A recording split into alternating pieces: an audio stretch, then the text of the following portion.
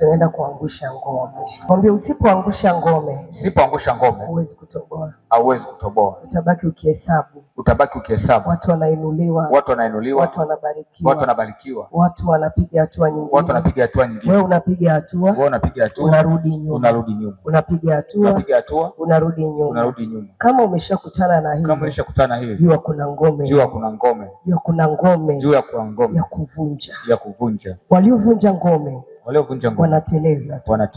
Lakini kama ngome haijavunjwa, mambo ya kwenda na kurudi yanakuwepo sana. Hatua moja mbele, hatua 5 nyuma. Mambo ya ngome ndivyo yalivyo. Ukipiga hatua moja, zinazorudi nyuma ni 5. Ni mara 5, wengine hata 10 ya ile moja. Kwa nini? Biblia inasema kwa lugha nyingine, kama ni kurudi nyuma ni mara 7 ile hatua uliyopiga. Kombozi utakapoanza kupiga mara ya pili, hautapigana kwa kumtoa pepo mmoja, unaenda kupambana wangapi? 7. Wakitoka 7 wakapata mlango, wakirudi watarudi wale tena. Maana kila mmoja ana hasira, anamleta wa kwake. Mmoja akirudi anarudisha wangapi?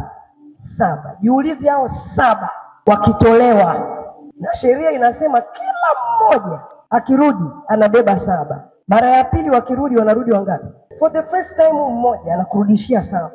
Wale 7 wakitolewa, wanapotoka kila mmoja yuko kazini, anashughulikia 7 wenzake wa kurudi naye. Kitendo cha kufanya makosa kwa mara ya pili, wakirudi sio 7 tena, ni 49. Waliokaa ndani ni mahema mangapi? Kila ngome ina jukumu ndani. Ina jukumu kwenye hatima yako. Asema ni kama vile dunia yote imenigeukia mimi. Tumewasikia watu wengi wakisema hivyo. Anakwambia kila kitu, nikitafuta kodi haiendi, kazi sipati, biashara haziendi. Mimi nimekata tamaa, huduma haiendi, nimechanganyikiwa, sijui umenielewa, shule haviendi. Hakuna unachogusa kama dunia yote imefanya nini? Yamkini wako 49, yamkini wako 79. Sasa kama mara ya pili tu wameshakuwa 40 ngapi?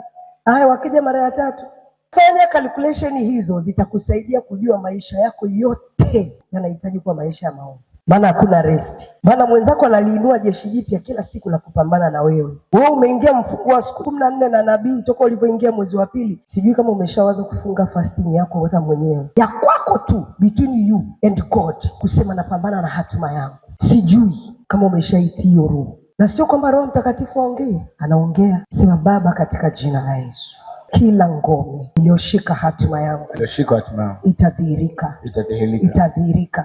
na itaniachia. Hata kama si leo, zitaanguka zote. Ila ninachojua kwa neema ya Mungu, kila ngome itatoka na itaanguka kwenye maisha yangu. Hakuna kitakachobaki katika jina la Yesu. Lazima tuangushe ngome. Rudia mstari. Paulo anasema, maana silaha za vita si za mwili, bali zina uwezo katika Mungu hata kuangusha ngome. Nataka tujifunze kitu hapa kabla tujaanza kupigana na ngome. Kila mmoja wetu ameitwa hapa duniani. Cha kwanza tambua, kila mmoja wetu hapa duniani tumeitwa kazi moja. Mungu alivyotuumba, kila mwanadamu ni askari wa Yesu Kristo, au tumeitwa kuwa askari wa Yesu Kristo. Tunahitaji kupigana vita vyetu vizuri, na viwe ni vita vya imani vyenye kuleta amani na uhuru. Usipigane vita ambayo haikupi freedom. Unapompokea Yesu, namba 1, kitu cha kwanza, umesaini mkataba wa kuwa askari. Askari siku zote yuko tayari kufanya nini? Kupambana, kupigana. Kwa ajili ya kufanya nini? Kutafuta nini? Anatafuta vitu viwili, amani ama uhuru. Ukisikia wanaenda vitani, kunatafutwa nini? Uhuru. Kama umesaini kuwa wewe ni askari wa Yesu, kuna assignment 2 tu: kupigania amani yako, kupigania uhuru wako. Na unapopigania uhuru, ndipo Mtume Paulo akasema, vita si vya. Tunaposema tumekuwa askari wa Yesu, maana yake ni katika roho. Tunapoingia kwenye wokovu, tumetangaza sisi ni jeshi jipya katika ulimwengu wa roho, sio katika ulimwengu wa mwili. Katika ulimwengu wa mwili wapo waliosomea kozi zao, lakini unaposema nimempokea Yesu, ina maana umehama kutoka upande mmoja wa mwilini kuingia upande wa rohoni. Hichi ndio kinachokutofautisha wewe na mtu wa mataifa. Kwa hiyo unapopokea Yesu, cha kwanza umekubali kuwa askari. Je, ni kitu gani kinaonyesha kuwa mtu ni askari? Kwa kawaida, mavazi yao. mavazi, hiyo namba 1 uniform.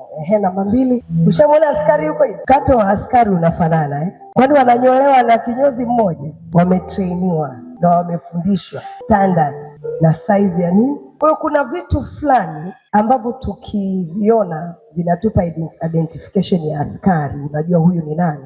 Na sisi ndani ya Kristo ndivyo tunavyopaswa kuwa. Unapoitwa askari wa Yesu, kuna utambulisho tunakuwa nao, ambao ule utambulisho ili ufanye mtu akutambue, akuheshimu na atetemeke, ni utambulisho wako kuwa wewe ni askari wa Yesu. Unaposimama katikati ya mataifa, wanaona utambulisho wa askari wa Yesu. Nachotaka kusema ni kwamba utambulisho wako usipokuwa mzuri, huo ndo unaweza ukafanya ukawa attacked anyhow. Mwambie jirani, hebu jiangalie. Unatambulika kama askari wa Yesu? Vazi lako ndani ya Kristo linakutambulisha. Tembea yako ndani ya Kristo linakutambulisha. Hapa tukiangalia, askari wanatambulika kwa vitu vifuatavyo: uniform zao, nywele zao, maneno yao, sura yao na ujasiri wao.